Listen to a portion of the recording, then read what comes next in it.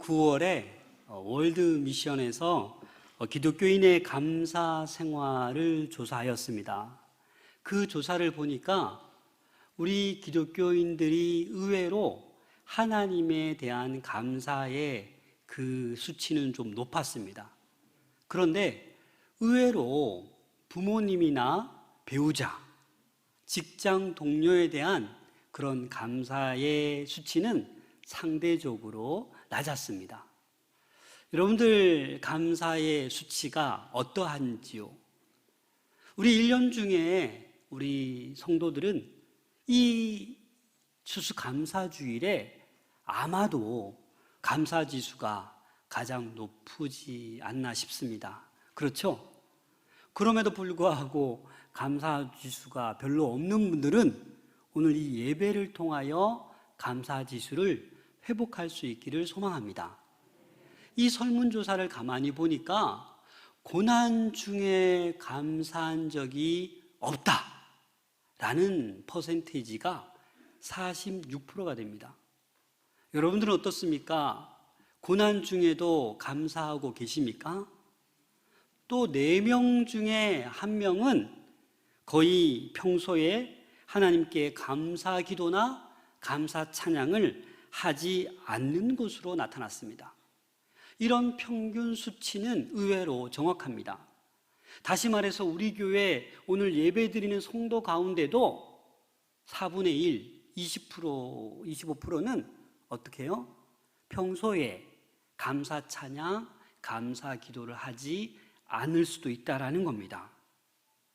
초대교회 교부였던 크리소스톰이 이런 얘기를 했습니다. 사람에게는 근본적인 죄가 있다.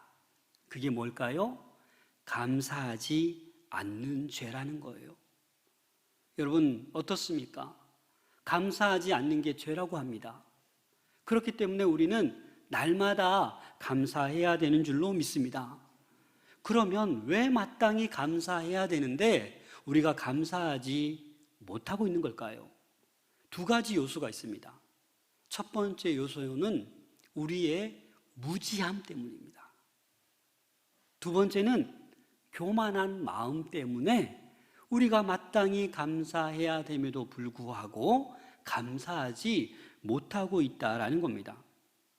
17세기의 영국 작가 아이작 월튼이 이런 얘기를 하였습니다.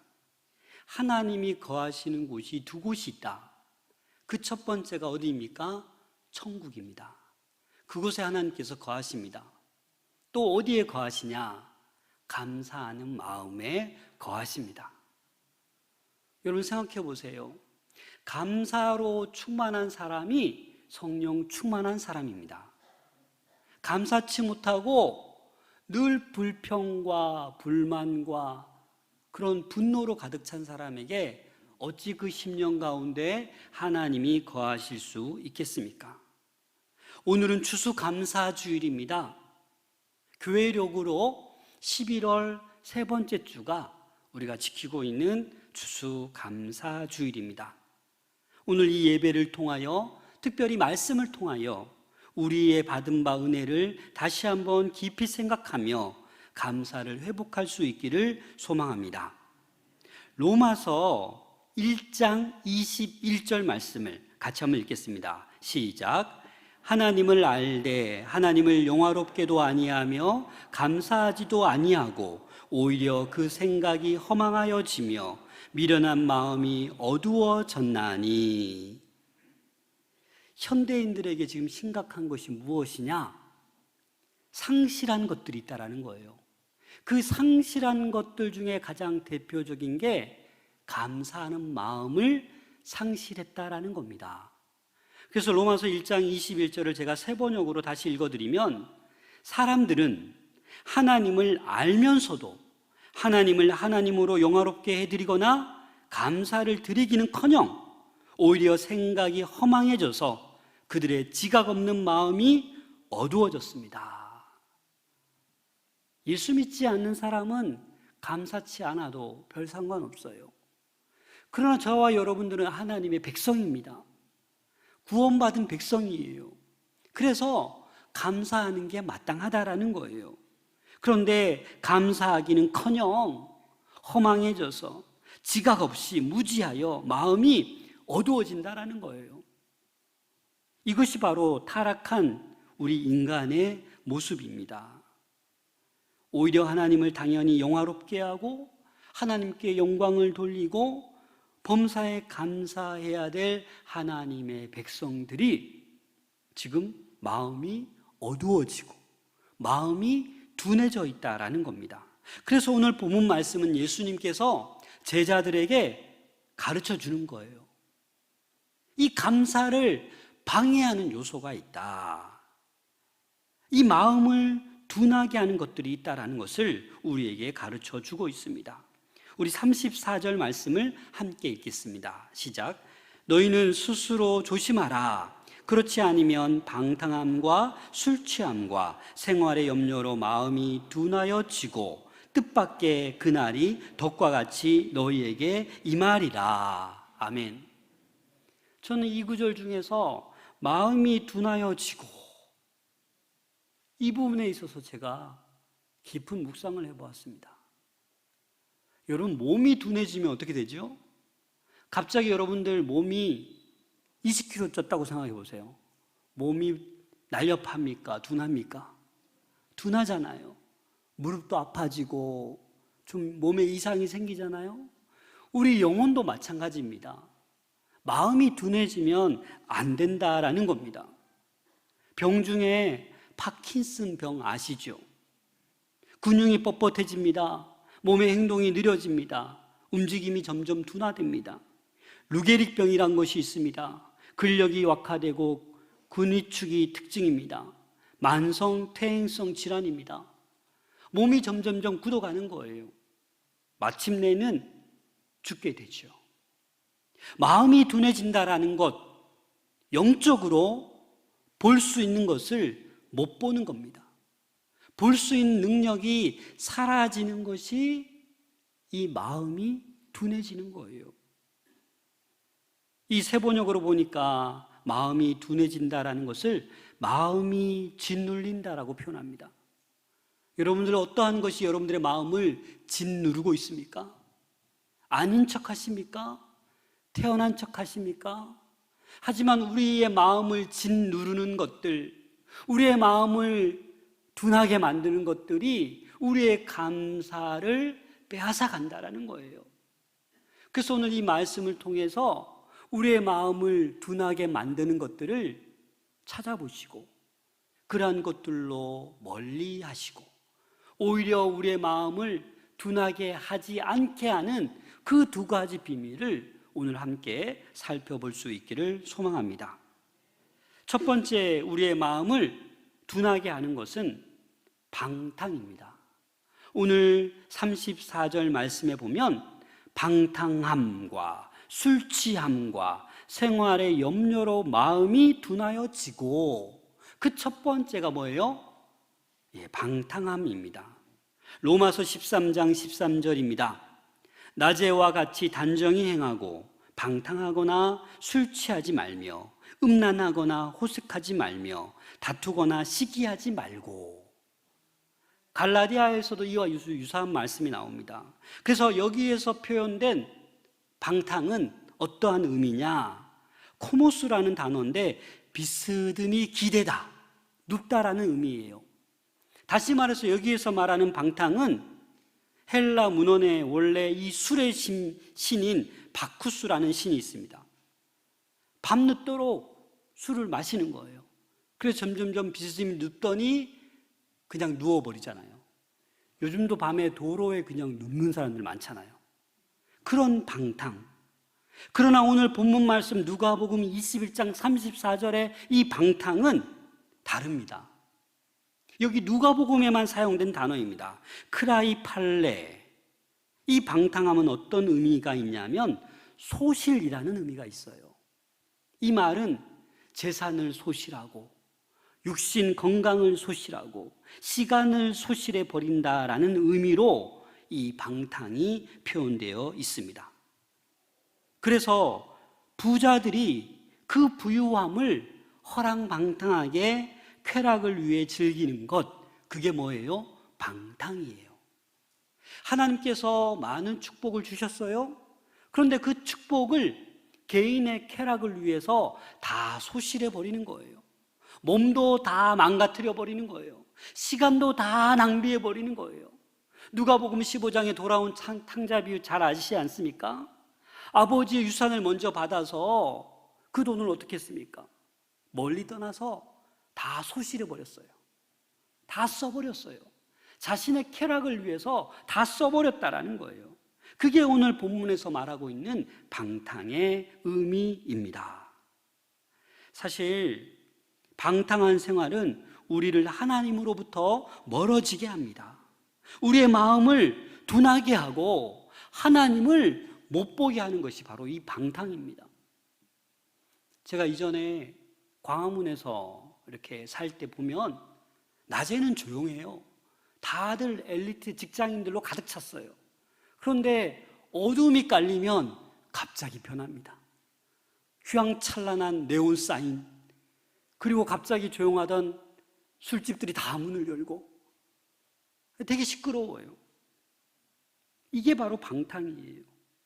부유함을 자기를 위해서 허랑방탕함을 위해 사용하는 것이 아니라 어떻게 해야 됩니까? 이웃을 위해서, 가난한 자들을 위해서 쓸 수 있는 것이 하나님의 백성인 줄로 믿습니다. 또한 두 번째 우리의 마음을 둔하게 하는 것은 술 취함입니다. 아마 이 당시 술 취함이 가장 사회적으로 문제가 되었던 것 같습니다. 오늘날로 말할 것 같으면 이 술 취함에 이 하나에 집중하는 것이 아니라 어떤 것들이 있겠습니까?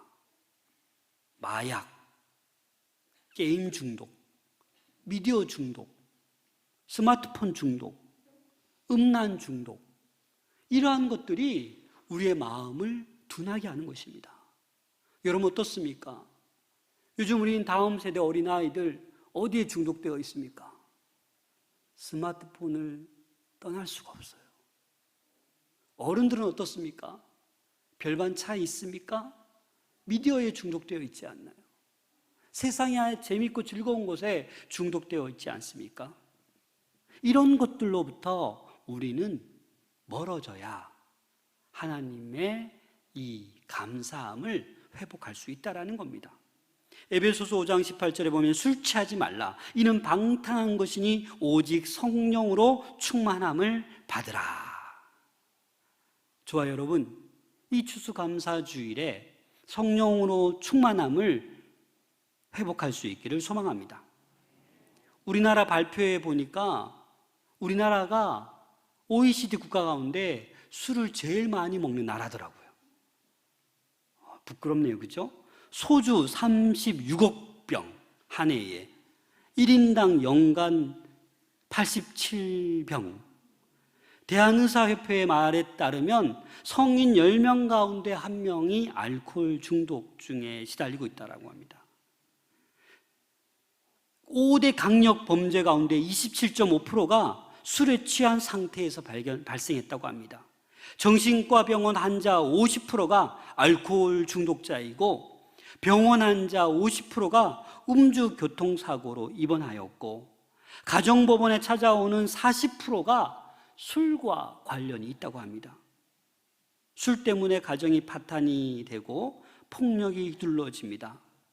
그래서 이 알코올 중독은 지금도 무서운 독약이고 전염병과도 같은 것입니다. 여러분 가까이 아마 이 문제로 고민하는 분들이 있을 겁니다.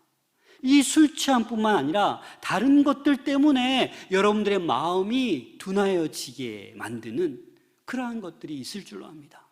그러나 그러한 것들을 그냥 두어서는 안 됩니다. 세 번째, 우리의 마음을 둔하게 하는 것이 무엇입니까? 생활의 염려입니다.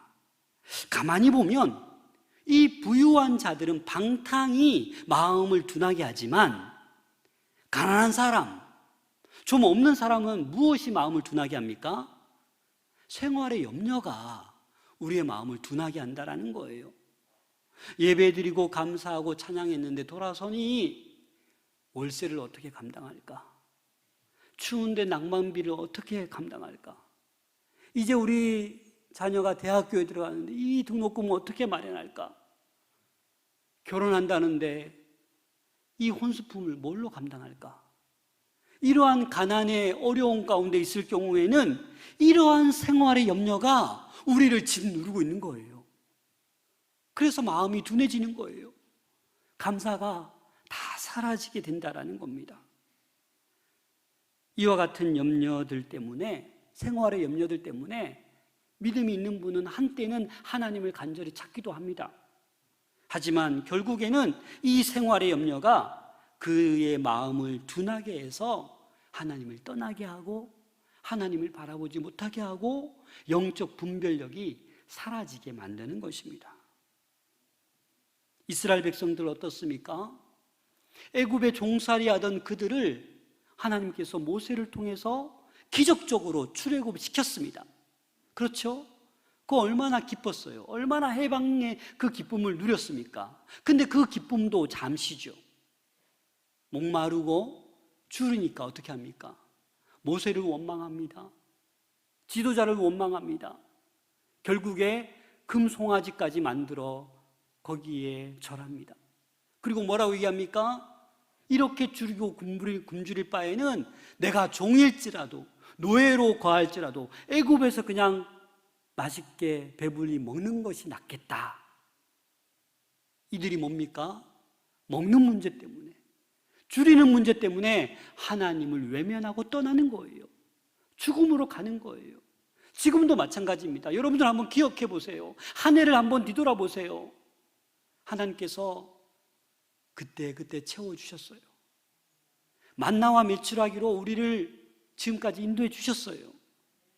그런데 우리는 감사할 제목이 100개라면 지금 좀 힘들고 염려가 한 두세 가지만 되어도 이 100개의 감사는 사라져버린다라는 거예요. 기억하지 못하고 이 한두 개, 두세 개의 문제를 놓고 하나님을 찾지 않고 마음이 둔해지고 마음이 짓눌려서 그렇게 이스라엘 백성들처럼 불평하며 살아간다라는 겁니다. 빌립보서 4장 6절 아무것도 염려하지 말고 다만 모든 일에 기도와 간구로 너희 구할 것을 어떻게 구하라? 감사함으로 하나님께 아뢰라. 그렇습니다, 여러분. 우리에게 염려가 없을 수는 없어요. 그러나 그 염려를 감사의 기도로 바꿀 수 있기를 소망합니다. 그게 우리의 마음을 둔하게 만들지 아니하는 방법이라는 거예요. 사랑하는 여러분, 방탕함, 술 취함, 생활의 염려, 우리의 마음을 둔하게 만듭니다. 예수님께서 그래서 제자들에게 이렇게 깨우쳐 주는 거예요. 그래서 이 세 가지를 금하고 항상 깨어있기를 원하셨던 것입니다. 왜 깨어있기를 원하십니까? 34절 후반절에 보면 그날이 덕과 같이 우리에게 임하기 때문입니다. 세상 사람들에게는 주의 재림이, 주의 종말이 반갑지 않아요. 왜요? 심판이 다가오기 때문에. 저와 여러분들 어떻습니까? 아니요, 두렵지 않아요. 오히려 기쁘죠. 안 그렇습니까? 천국이 예비되어 있는데, 영생이 예비되어 있는데 주의 재림을 두려워할 분이 어디 있겠습니까? 하지만 이 감사를 잊어버리고 이 마음이 둔하여져 있다라면 주의 날이 덕과 같이 임하기 때문에 조심하라라는 겁니다. 이 덫이란 말은 올감이라는 거예요. 함정이라는 거예요. 지금 우리가 하루하루를 감사하며 행복하게 기쁘게 살아갈 수 있음에도 불구하고 이 방탕함, 술 취함, 생활의 염려 때문에 우리가 감사를 다 소멸하고 있다는 겁니다. 그래서 오늘 본문 말씀에 어떻게 해야 마음이 둔해지지 않을 수 있을까라는 것에 대해서 두 가지를 얘기하고 있습니다. 그 첫 번째가 항상 기도하며 깨어 있으라라고 말씀하고 있습니다. 우리 36절 말씀을 같이 읽겠습니다. 시작. 이러므로 너희는 장차 올 이 모든 일을 능히 피하고 인자 앞에 서도록 항상 기도하며 깨어 있으라. 아멘. 첫 번째가 뭐라고요? 항상 기도하며 깨어 있으면 마음이 둔해지지 않는 거예요. 마음이 짓눌리지 않는 거예요. 골로새서 4장 2절에 보면 기도를 계속하고 기도에 감사함으로 깨어 있으라. 이 기도와 감사와 같이 언급되는 구절들이 꽤 있습니다. 기도하면서 분내고 불평하고 원망으로 기도하는 것이 아니라 어떠한 형편에서도 기도할 때 감사함으로 기도할 수 있는 우리 모두가 될 수 있기를 소망합니다. 그래서 기도의 첫 번째가 뭡니까?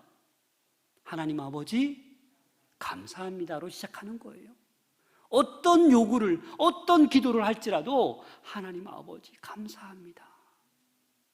이 죄인을, 이 부족한 사람을 여기까지 인도해 주셨네요. 이 지난 은혜를 우리는 기억하셔야 된다는 겁니다. 37절 말씀 같이 읽겠습니다. 시작. 예수께서 낮에는 성전에서 가르치시고 밤에는 나아가 감람원이라 하는 산에서 쉬시니, 이 감람원은 감난산을 얘기하는 거예요. 예루살렘 성에서 1시간 거리, 1km 정도밖에 안 떨어져 있습니다. 여기에서는 감람원이라 하는 산에서 쉬신다고 표현되어 있지만 마태복음, 누가복음에서는 기도하러 산에 올라가시니라고 표현되어 있어요. 우리 예수님은 쉬는 그 자체가 기도이십니다. 그렇죠? 하루 종일 가르치시고 말씀 전하시고 하루 종일 병자들 고치시고 밤에 뭐 하셨어요? 쉬면서 기도하셨어요. 새벽 미명에 일어나셔서 뭐 하셨어요? 기도하셨어요. 그래서 우리의 둔해지는 마음을, 무뎌진 마음을, 짓눌린 마음을 감사로 바꿀 수 있는 유일한 길은 깨어 기도하는 것입니다. 이 아름다운 계절, 저는 요즘 산을 보니까 진짜 산이 불이 붙어 있는 것 같아요. 이 단풍이 너무 아름다워요. 여러분, 기도함으로 우리의 감사를 회복할 수 있기를 소망합니다. 두 번째는 말씀을 듣고 말씀을 가까이 해야 이 무뎌진 마음, 둔한 마음을 회복할 수 있습니다. 37절 다시 보시면 예수께서 낮에는 성전에서 가르치시고, 예수님은 늘 가르치셨어요. 늘 말씀을 선포하셨어요. 그리고 38절에 보면 뭐라고 말씀하고 있습니까? 38절 같이 읽겠습니다. 시작. 모든 백성이 그 말씀을 들으려고 이른 아침에 성전에 나가더라. 왜 이른 아침에 성전에 나갑니까? 말씀 들으려고. 내 이 눌린 마음, 무뎌진 마음이 회복되기 위해서 말씀 가까이 가는 거예요. 여러분, 그래서 다른 이유가 없어요. 내일부터 부흥사경회 할 수 있는 것 여러분들 은혜입니다. 가을 부흥사경회 한다고 여러 번 광고했는데 아직도 길을 통해서 가슴에 안 와닿으십니까? 우리 교회는 축복받은 교회예요. 이 코로나 시기에 가을 부흥사경회 할 수 있다는 거 축복입니다. 이 말씀을 들으려고 사모할 수 있기를 소망합니다. 마음의 소원은 우리 모든 권속이 이 5번의 부흥사경회를 다 참석하셨으면 좋겠어요. 물론 일이 바쁘고 또 멀리 계신 분들은 유튜브로 들으시면 됩니다. 집중해서 들으시면 돼요. 그래서 우리 모두가 말씀 가까이 나가서 이 둔하여진 마음이 기경되고 감사로 충만할 수 있기를 소망합니다. 오늘은 추수감사주일입니다. 이 추수감사주일의 유래는 17세기에 이 청교도들이 신앙의 자유를 찾으려고 메이플라워를 타고 신대륙으로 건너갔습니다. 도착한 때가 추운 겨울이었습니다. 그래서 추위 때문에, 굶주림 때문에, 풍토병 때문에, 인디언의 습격 때문에 절반이 죽었어요. 그래서 나머지 절반 50여 명이 씨를 뿌리고 드디어 결실을 맺은 거예요. 그래서 착한 인디언들, 도와준 인디언들을 초대해서 예배를 드렸습니다. 그것이 추수감사주일의 유래입니다. 이 추수감사주일에 마음이 둔해진 상태에서 감사하는 것, 형식적인 감사, 우리 하나님 기뻐하지 않으십니다. 깨어 기도하는 가운데 진정한 감사가 넘쳐나기를 소망합니다. 여러분, 감사의 반대가 뭘까요? 뭘까요? 감사의 반대가? 특별히 뭐 없다고 합니다. 그런데 가장 근사치가 당연하다. 이게 반대라고 하는 말이 있더라고요. 여러분, 우리가 사는 것 당연한 거 아닙니다. 우리가 예배 드리는 것 당연한 거 아닙니다. 우리가 밥을 먹는 것, 걸을 수 있는 것, 눈을 감을 수 있는 것 당연한 거 아닙니다. 하나님의 은혜인 줄로 믿습니다. 여러분, 이번 주간에 은혜라는 찬양을 꼭 한번 자주 들어보시기 바랍니다. 내가 누려왔던 모든 것들이, 내가 지나왔던 모든 시간이, 내가 걸어왔던 모든 순간이 당연한 것이 아니라 은혜였어.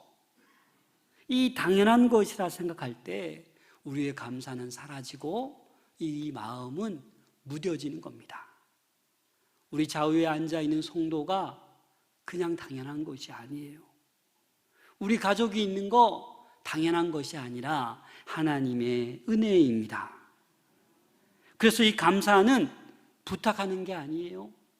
성경 곳곳에 봐도 이 감사는 명령입니다. 명령. 감사하라. 제발 좀 감사해줘라가 아니라 감사하라입니다. 시편을 봐도 수십 곳에, 수백 곳에 감사하라라고 되어 있어요. 우리 모두가 이 명령에 순종할 수 있기를 소망합니다. 감사하라, 이 한마디는 엄청난 힘을 가지고 있습니다. 사람들 사이에 쌓였던 문제를 한순간에 해결합니다. 이 감사하라는 이 한마디에 놀라운 축복이 담겨져 있습니다. 사람들의 대부분의 이 병은 스트레스에서 온다고 합니다. 스트레스가 원인이 되어서 마음의 상처, 부정적인 생각으로 결국은 병이 생긴다라는 겁니다. 미국 텍사스 주립대 암센터에서 31년간 봉사한 김의신 박사는 종교의 신앙심이 암 치료에 실제적인 효과가 있다라고 발표하였습니다. 특별히 우리 찬양대원과 일반인들을 비교해 보니까 찬양대원들의 면역세포, NK세포가 일반인보다도 수십 배가 아닌 1000배 많은 것으로 측정되었습니다. 1000배 많으시고. 여러분들도 함께 주님을 찬양할 때 이 NK세포가 많아질 줄로 믿습니다. 감사로 찬양하고 사는 것이 그만큼 건강에 유익하다라는 겁니다. 듀크 대학병원의 실험 연구 결과에 의하면 매일매일 감사하며 사는 사람은 그렇지 않은 사람보다 평균 7년을 더 오래 산다고 합니다. 사랑하는 성도 여러분, 감사를 회복합시다. 마음이 짓눌려 있고 마음이 둔해져 있고 그 상태로 형식적으로 감사하는 것이 아니라 온전히 감사를 회복할 수 있기를 소망합니다. 존 헨리는 감사는 최고의 항암제요, 해독제요, 방부제다라고 했습니다. 스펄전 목사는 촛불을 보고 감사하면 전등불을 주시고, 전등불을 보고 감사하면 달빛을 주시고, 달빛을 보고 감사하면 햇빛을 주시고, 햇빛을 보고 감사하면 뭘 주실까요? 천국을 주십니다. 우리 모두가 작은 것에 감사해서 결국은 천국에 다 이룰 수 있는 우리 모든 성도들 될 수 있기를 소망합니다. 어떤 사람은 받은 것에 대해서도 감사하지 않습니다. 어떤 사람은 받은 것만 감사합니다. 어떤 사람은 받지 아니하였어도 감사하는 사람이 있습니다. 우리는 아직 받지 않았어도 감사하며 기도해야 되는 줄로 믿습니다. 하박국이 뭐라고 고백했습니까? 무화과 나무가 무성치 못하고 포도나무에 결실이 없고 감람나무에 소출이 없고 식물이 없고 양이 없고 외양간에 소가 없을지라도 어떻게 합니까? 난 여호와로 즐거워한다, 기뻐한다. 없어도 기뻐한다라는 거예요.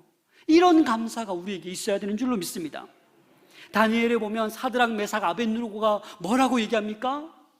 하나님이 나를 건져줄 것이다, 이 풀무불에서 당연히 건져주실 거다 라고 고백합니다. 건져주지 아니하실지라도 나는 근심상에게 절하지 않겠다라고 고백하지 않았습니까? 이런 믿음이 필요한 거예요.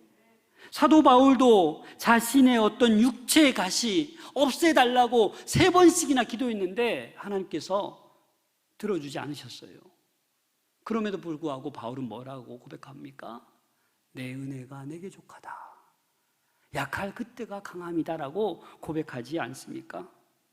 사랑하는 여러분, 받지 못했어도 주실 줄로 믿고 믿음으로 감사합시다.